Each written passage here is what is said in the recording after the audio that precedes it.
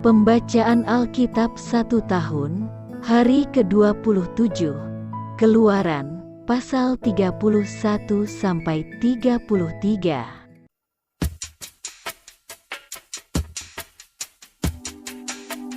Keluaran pasal 31, ayat 1-11. Besaleel dan Aholiab ditunjuk. Berfirmanlah Tuhan kepada Musa, "Lihat, telah kutunjuk Besaleel bin Uri bin Hur dari suku Yehuda, dan telah kupenuhi dia dengan roh Allah, dengan keahlian dan pengertian dan pengetahuan dalam segala macam pekerjaan, untuk membuat berbagai rancangan supaya dikerjakan dari emas, perak dan tembaga, untuk mengasah batu permata supaya ditatah, untuk mengukir kayu dan untuk bekerja dalam segala macam pekerjaan. Juga aku telah menetapkan di sampingnya Aholiab bin Ahisamak dari suku Dan. Dalam hati setiap orang ahli telah kuberikan keahlian. Haruslah mereka membuat segala apa yang telah kuperintahkan kepadamu: kemah pertemuan, tabut untuk hukum, tutup pendamaian yang terletak di atasnya, dan segala perabotan kemah itu, yakni meja dengan perkakasnya, kandil dari emas murni dengan segala perkakasnya, mezbah pembakaran ukupan, mezbah korban bakaran dengan segala perkakasnya, bejana pembasuhan dengan alasnya, pakaian jabatan, baik pakaian kudus kepunyaan Imam Harun, maupun pakaian anak-anaknya untuk memegang jabatan imam, minyak urapan dan ukupan dari wangi-wangian untuk tempat kudus, tepat seperti yang telah kuperintahkan kepadamu. Haruslah mereka membuat semuanya. Ayat 12 sampai dengan 17. Peringatan untuk menguduskan hari Sabat. Berfirmanlah Tuhan kepada Musa, "Katakanlah kepada orang Israel demikian, akan tetapi hari-hari Sabatku harus kamu pelihara. Sebab itulah peringatan antara aku dan kamu, turun-temurun, sehingga kamu mengetahui bahwa akulah Tuhan yang menguduskan kamu. Haruslah kamu pelihara hari Sabat, sebab itulah hari kudus bagimu. Siapa yang melanggar kekudusan hari Sabat itu, pastilah ia dihukum mati. Sebab setiap orang yang melakukan pekerjaan pada hari itu, orang itu harus dilenyapkan dari antara bangsanya. 6 hari lamanya boleh dilakukan pekerjaan, tetapi pada hari yang ke-7 haruslah ada Sabat, hari perhentian penuh, hari kudus bagi Tuhan. Setiap orang yang melakukan pekerjaan pada hari Sabat, pastilah ia dihukum mati. Maka haruslah orang Israel memelihara hari Sabat dengan merayakan Sabat turun-temurun, menjadi perjanjian kekal antara aku dan orang Israel. Maka inilah suatu peringatan untuk selama-lamanya. Sebab 6 hari lamanya Tuhan menjadikan langit dan bumi, dan pada hari yang ke-7 ia berhenti bekerja untuk beristirahat." Ayat 18. Musa menerima kedua loh hukum. Dan Tuhan memberikan kepada Musa, setelah ia selesai berbicara dengan dia di Gunung Sinai, kedua loh hukum Allah, loh batu yang ditulisi oleh jari Allah.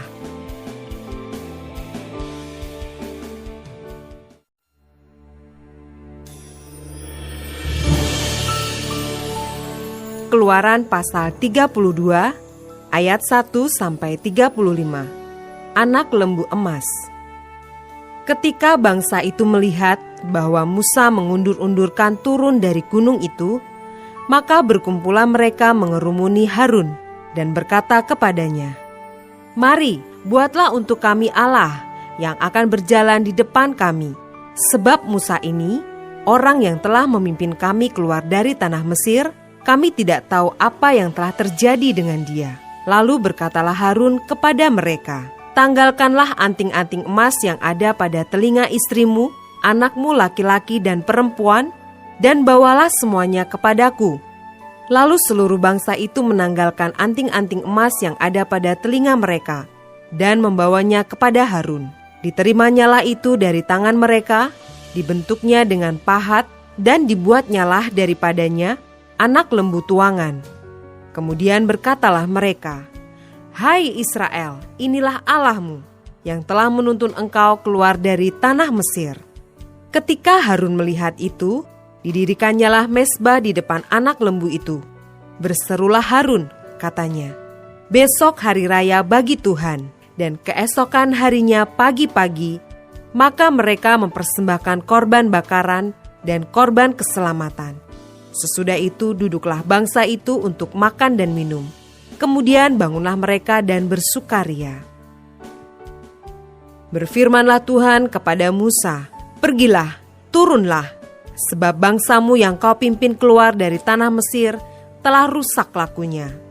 Segera juga mereka menyimpang dari jalan yang kuperintahkan kepada mereka.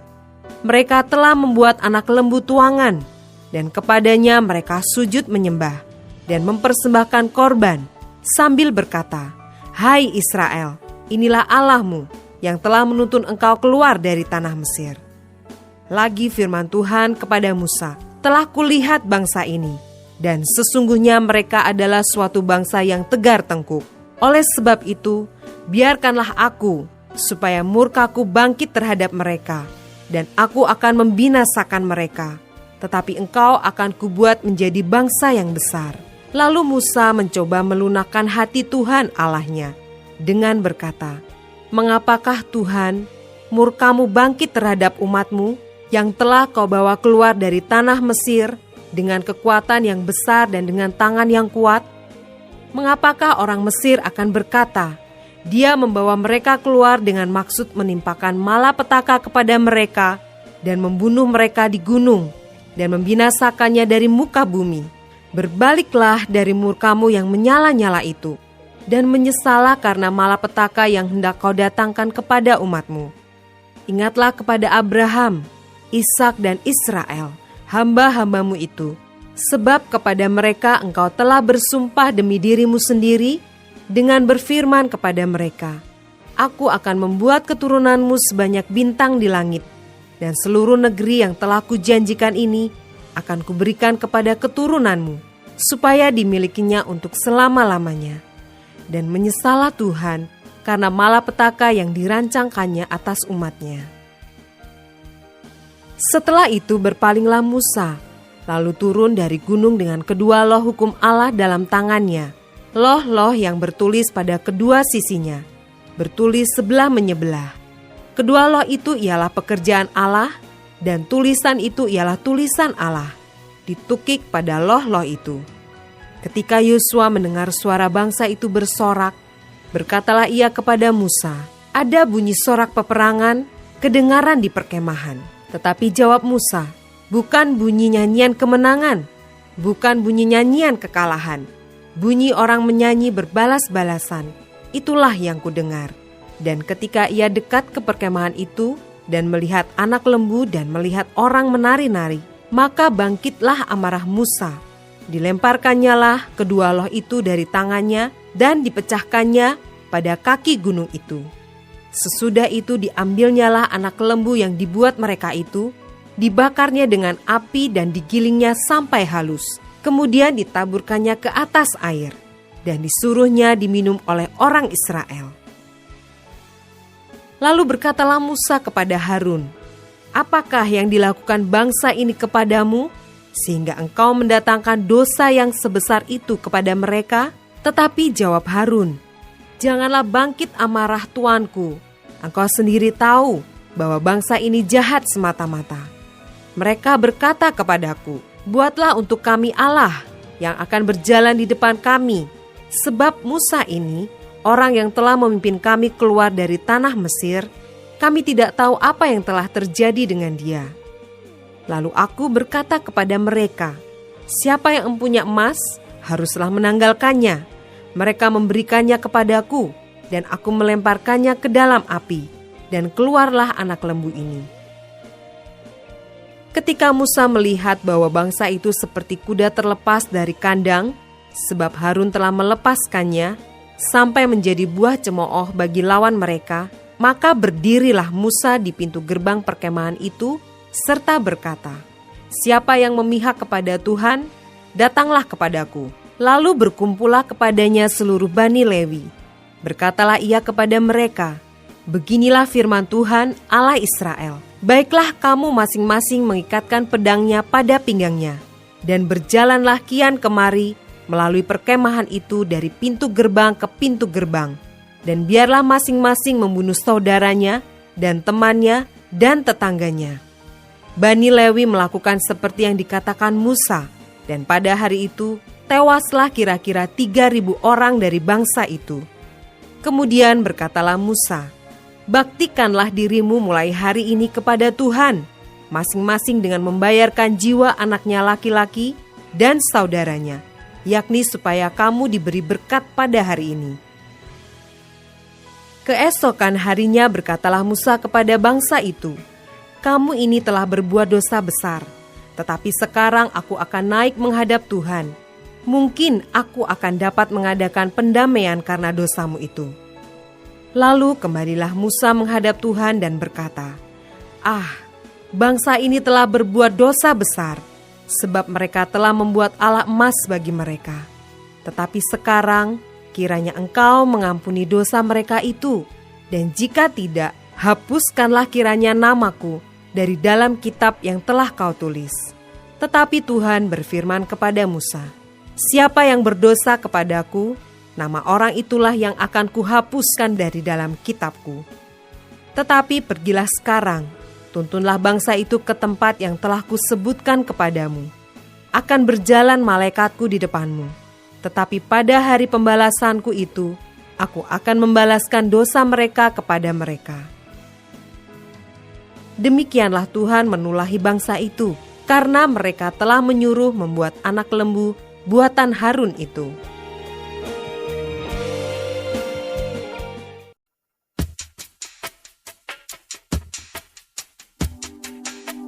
Keluaran pasal 33 ayat 1 sampai 23. Musa meminta penyertaan Tuhan di gurun. Berfirmanlah Tuhan kepada Musa, "Pergilah, berjalanlah dari sini, engkau dan bangsa itu yang telah kau pimpin keluar dari tanah Mesir, ke negeri yang telah kujanjikan dengan sumpah kepada Abraham, Ishak dan Yakub. Demikian, kepada keturunanmu lah akan kuberikan negeri itu.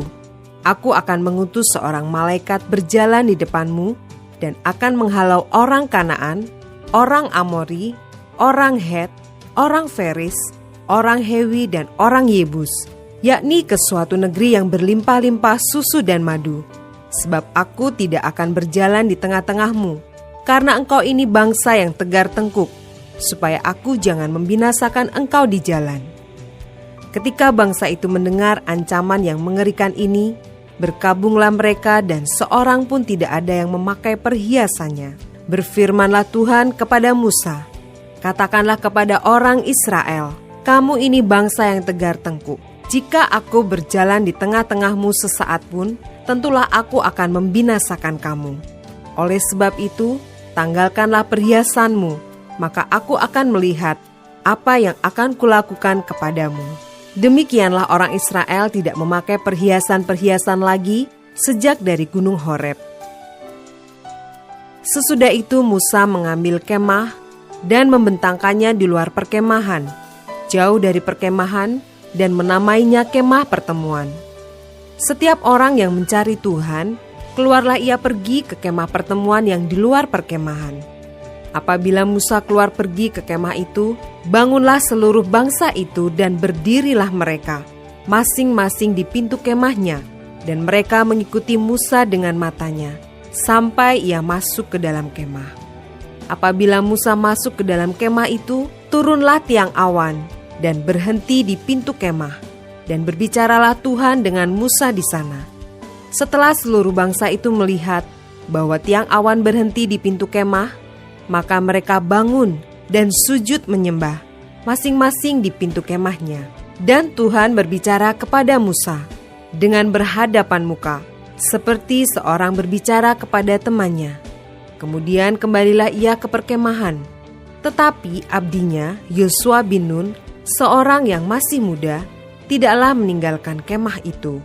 Lalu berkatalah Musa kepada Tuhan, "Memang Engkau berfirman kepadaku, suruhlah bangsa ini berangkat, tetapi engkau tidak memberitahukan kepadaku siapa yang akan kau utus bersama-sama dengan aku. Namun demikian engkau berfirman, aku mengenal namamu, dan juga engkau mendapat kasih karunia di hadapanku. Maka sekarang, jika aku kiranya mendapat kasih karunia di hadapanmu, beritahukanlah kiranya jalanmu kepadaku, sehingga aku mengenal engkau, supaya aku tetap mendapat kasih karunia di hadapanmu.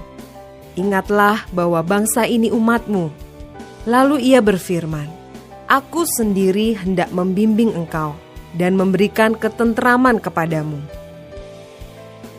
Berkatalah Musa kepadanya, jika engkau sendiri tidak membimbing kami, janganlah suruh kami berangkat dari sini.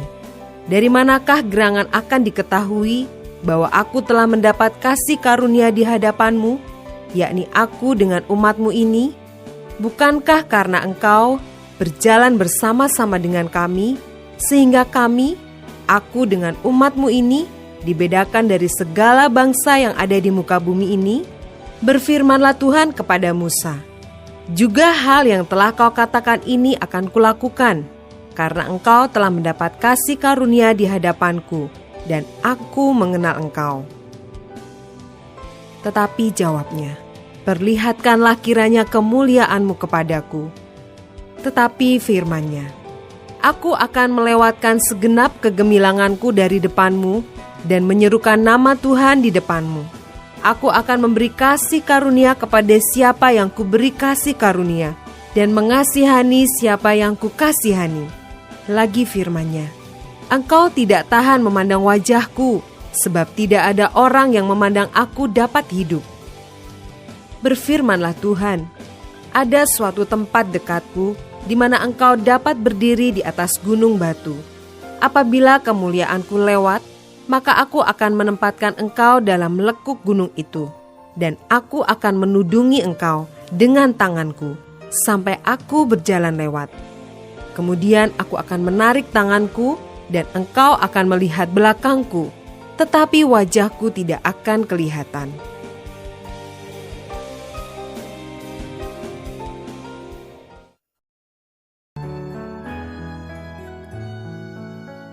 Demikianlah pembacaan Alkitab 1 tahun di hari ke-27. Yang berbahagia ialah mereka yang mendengarkan firman Allah dan yang memeliharanya. Tuhan memberkati. Amin.